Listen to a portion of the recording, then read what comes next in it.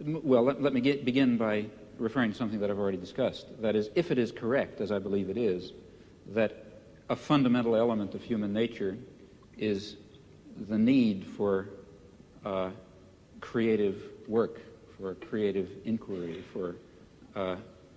for free creation without the arbitrary limiting effects of coercive institutions, then, of course, it will follow that a decent society should maximize the possibilities for this fundamental human characteristic to be realized. That means trying to overcome the elements of repression and oppression and destruction and coercion that exist in any existing society, ours, for example, as a historical residue. Now, a federated, decentralized system of free associations incorporating economic as well as social institutions would be what I refer to as anarcho-syndicalism, and it seems to me that it is the appropriate form of social organization for an advanced technological society in which human beings do not have to be forced into the position of tools, of cogs in a machine, in which the creative urge, that I think is intrinsic to human nature, will in fact be able to realize itself in whatever way it will. I don't know all the ways in which it will. Je suis dans ma démarche beaucoup moins avancé, je vais beaucoup moins loin que M. Chomsky, c'est-à-dire que j'avoue n'être pas capable de définir, il n'y a plus forte raison de proposer un modèle de fonctionnement social idéal pour notre société scientifique ou technologique. En revanche, une des tâches qui me paraît urgente, immédiate, avant même toute autre chose, c'est celle-ci. On a l'habitude, du moins dans notre société européenne, de considérer que le pouvoir, il est localisé entre les mains du gouvernement et il s'exerce par un certain nombre d'institutions bien particulières qui sont l'administration, en France on appelle ça préfectorale, enfin je ne sais pas comment on dit ailleurs, l'administration, la police, l'armée. On sait que toutes ces institutions-là sont faites pour transmettre les ordres, les faire appliquer et punir les gens qui n'obéissent pas. Mais je crois que le pouvoir politique, il s'exerce encore, il s'exerce en outre, de plus, par l'intermédiaire d'un certain nombre d'institutions qui ont l'air comme ça de n'avoir rien de commun avec le pouvoir politique, qui ont l'air d'en être indépendantes et qui ne le sont pas. On sait bien que l'université, d'une façon générale, tout le système scolaire, qui en apparence est fait simplement pour distribuer le savoir, on sait que cet appareil scolaire est fait pour maintenir au pouvoir une certaine classe sociale et exclure des instruments du pouvoir toute une autre classe sociale. Quelque chose comme la psychiatrie, qui en apparence aussi n'est destinée qu'au bien de l'humanité et à la connaissance des psychiatres, la psychiatrie est encore une certaine manière de faire peser un pouvoir politique sur un groupe social. La justice également. Bon, et il me semble que la tâche politique actuelle dans une société comme la nôtre, c'est de critiquer le jeu des institutions apparemment les plus neutres et les plus indépendantes, de les critiquer, de l'attaquer de telle manière que la violence politique qui s'exerçait obscurément en eux surgisse et pour qu'on puisse lutter contre elle. À vouloir tout de suite, enfin si on cherche tout de suite à donner le profil et la formule de la société future sans avoir bien fait la critique de tous les rapports de violence politique qui s'exercent dans notre société, on risque de les laisser se reconstituer, même à travers des formes aussi nobles, apparemment aussi pures que celles du syndicalisme anarchiste. Yes, I would certainly agree with that, not only in theory but also in action. That is, there are two intellectual tasks. One, and the one which I was discussing, to try to create the vision of a future just society. Another task is to understand very clearly the nature of power and oppression and terror and destruction in our own society. And that certainly includes the institutions you mentioned, as well as the central institutions of any industrial society, namely the economic, commercial, and financial institutions, in particular, in the coming period, the great multinational corporations, which are not very far from us physically tonight. Those are the basic institutions of oppression and coercion and autocratic rule that appear to be neutral. After all, they say, well, we're subject to the democracy of the marketplace. Still, I think it would be a great shame to lose or to put aside entirely the somewhat more abstract and philosophical, if you like, task of trying to draw the connections between a concept of human nature that gives full scope to freedom and dignity and creativity and other fundamental human characteristics, and relates that to some notion of social structure in which those properties could be realized, in which meaningful human life could take place. And in fact, if we are thinking of social transformation or social revolution, though it would be absurd, of course, to try to draw out in detail the point that we're hoping to reach, still we should know something about where we think we're going. And such a theory may tell it to us. Oui, mais alors là, est-ce qu'il n'y a pas un danger?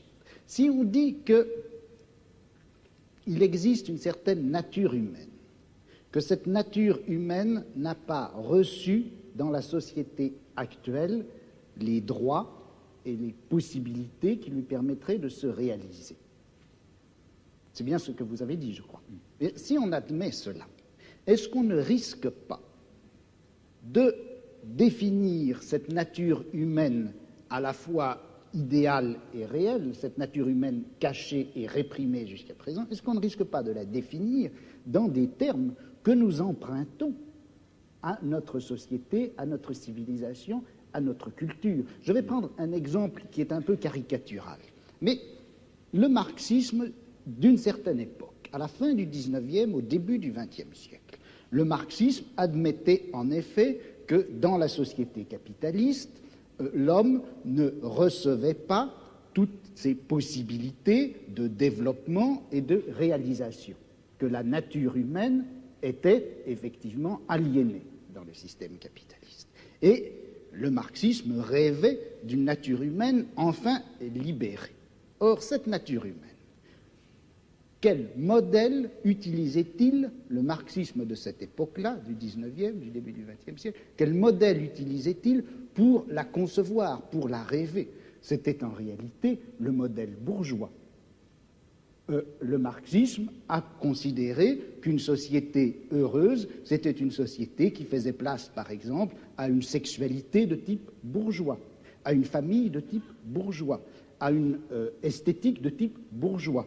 Et c'est d'ailleurs tellement vrai que c'est comme ça que ça s'est passé en Union soviétique, où sous prétexte de réaliser une société où l'homme réaliserait enfin sa nature, on a reconstitué une espèce de société à la fois réelle et utopique qui est transposée de la société bourgeoise du XIXe siècle. De sorte que, est-ce que la notion de nature humaine, vous-même, en commençant, vous reconnaissiez, je crois qu'on ne savait pas très bien ce que c'était que cette nature humaine. Alors, est-ce qu'il ne risque pas de nous induire en erreur? Vous savez que Mao Tse-tung parlait de nature humaine bourgeoise et de nature humaine prolétarienne, et il considère que ce n'est pas la même chose. Well, you see, I think that in the intellectual domain of political action, that is, the domain of trying to construct a vision of a just and free society on the basis of some notion of human nature, in that domain we face the very same problem that we face in immediate political action. For example, to be quite concrete, a lot of my own activity really has to do with the Vietnam War, and a good deal of my own energy goes into civil disobedience. Well, civil disobedience in the United States is an action undertaken in the face of of considerable uncertainties about its effects. For example, it threatens the social order in ways which, let's say, one might argue, bring on fascism. That would be very bad for America, for Vietnam, for Holland, and for everyone else. So there's a danger, that is one danger in undertaking this concrete act. On the other hand, there's a great danger in not undertaking it. Namely, if you don't undertake it, the society of Indochina will be torn to shreds by American power. And in the face of those uncertainties, one has to choose a course of action. Well, similarly, in the intellectual domain, one is faced with the uncertainties that you correctly pose. Our concept of human nature is certainly limited, partial, socially conditioned, constrained by our own character defects and the limitations of the intellectual culture in which we exist. Yet at the same time, it's of critical importance that we have some direction, that we know what impossible goals we're trying to achieve if we hope to achieve some of the possible goals. And that means that we have to be bold enough to speculate and create social theories on the basis of partial knowledge while remaining very open to the strong possibility, in fact overwhelming probability, that at least in some respects we're very far off the mark. Il me semble que de toute façon, la notion même de justice fonctionne à l'intérieur de la société de classe comme revendication du côté de la classe opprimée et comme justification du côté de la classe oppressive. I don't agree with that. Et dans une société sans classe, je ne suis pas sûr qu'on ait encore à utiliser cette notion de justice. Yeah. Well, here I really disagree. I think that there is a sort of an absolute basis. If you press me too hard, I'll be in trouble because I can't sketch it out. But some sort of an absolute basis ultimately residing in fundamental human qualities in terms of which a real notion of justice is grounded. And I think that our existing systems of justice I think it's too hasty to characterize our existing systems of justice as merely systems of class oppression. I don't think that they are that. I think that they embody systems of class oppression, and they embody elements of other kinds of oppression.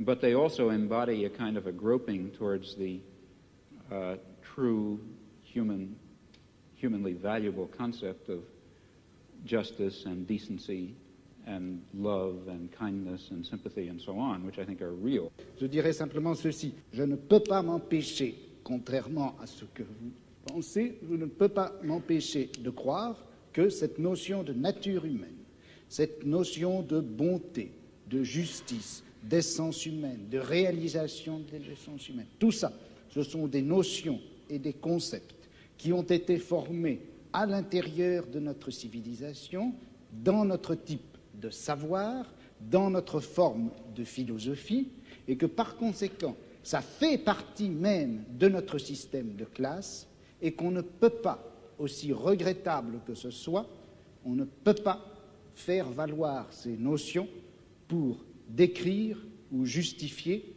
un combat qui doit en principe bouleverser les fondements mêmes de notre société. Il y a là une extrapolation dont je n'arrive pas à trouver la justification historique.